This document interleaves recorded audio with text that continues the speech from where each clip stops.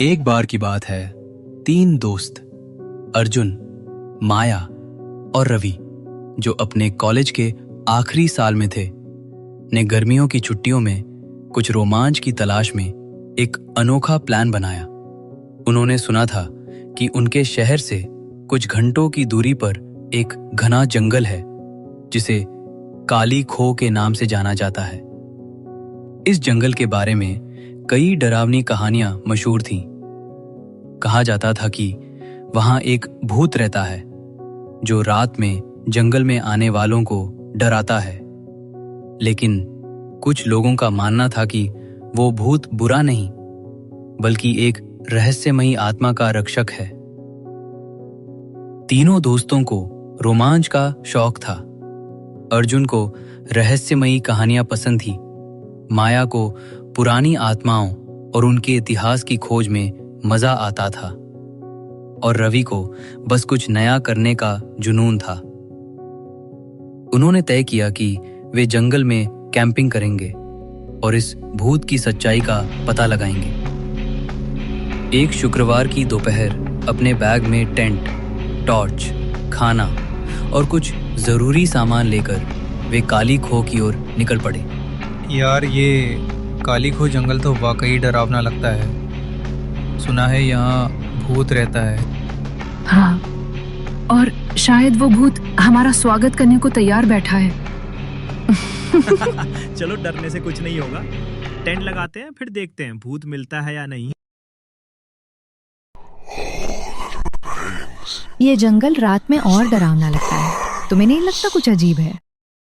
हाँ, मुझे भी कुछ सुनाई दिया, जैसे कोई हंस रहा हो। अरे बस हवा है, डरपोक मत बनो।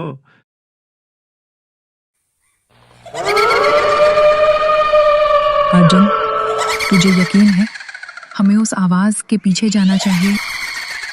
हाँ, शायद कोई मदद मांग रहा है। डरने से क्या फायदा। यार, ये जगह मुझे ठीक नहीं लग रही। कुछ गलत होने वाला है।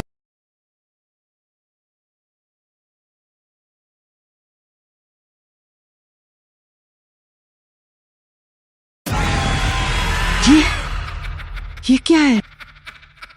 तुम कौन हो? हमें डराने आए हो?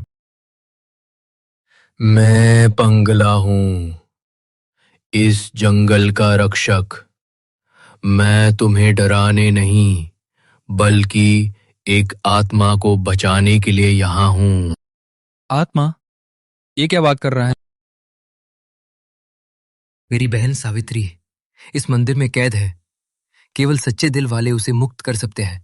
क्या तुम्हें हिम्मत है? पंगला ने बताया कि इस मंदिर में एक आत्मा फंसी हुई है, एक युवती जिसका नाम सावित्री था। सावित्री इस जंगल के एक गांव की रहने वाली थी।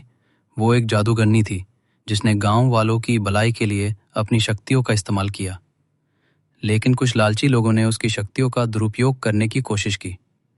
जब सावित्री ने मना किया तो उन्होंने उसे इस मंदिर में कैद कर दिया और एक श्राप दे दिया कि वो तब तक यहाँ फंसी रहेगी जब तक कोई सच्चे दिल से उसकी मदद न करे। पंगला, जो सावित्री का भाई था, अपनी बहन को बचाने की कोशिश की थी, लेकिन वो भी श्राप का शिकार हो गया और एक भूत बन गया। उसका काम था कि वो जंगल में आने वालों को डराकर भगा दे ताकि कोई सावित्री तक न पहुंचे, क्योंकि श्राप के अनुसार अगर कोई गलत इरादे वाला व्यक्ति सावित्री को छू लेता तो वो हमेशा के लिए नष्ट हो जाती। अर्जुन, माया और रवि ने पंगला की बात सुनी। माया ने कहा, हम तुम्हारी मदद करेंगे, बताओ हमें क्या करना है। पंगला ने बताया कि मंदिर के गर्भगृह में एक प्राचीन ताबीज है जिसमें सावित्री की आत्मा कैद है।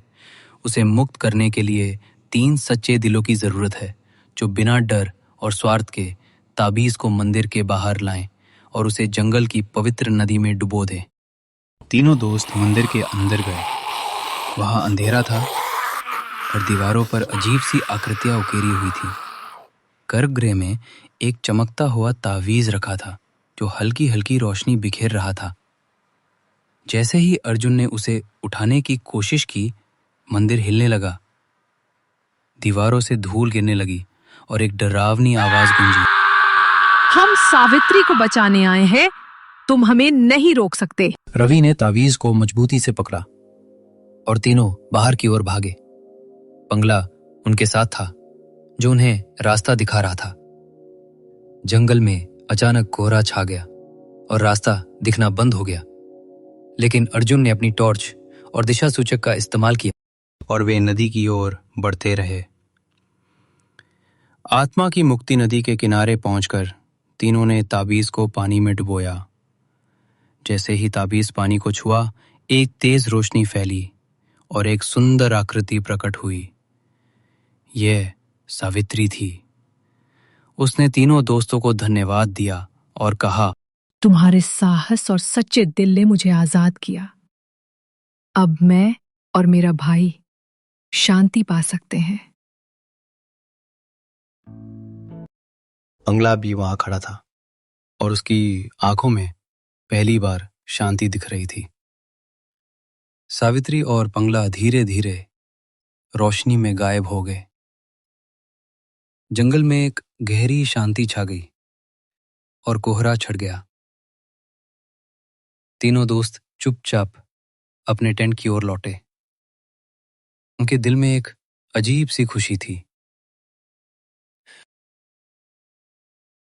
अगर आपको हमारी कहानी पसंद आई हो तो वीडियो को लाइक जरूर करें और हाँ, चैनल अंशी कार्टून्स को सब्सक्राइब करके बेल आइकॉन भी दबा दें, ताकि जब भी हम नई वीडियो डालें वो सबसे पहले आप तक पहुंचे।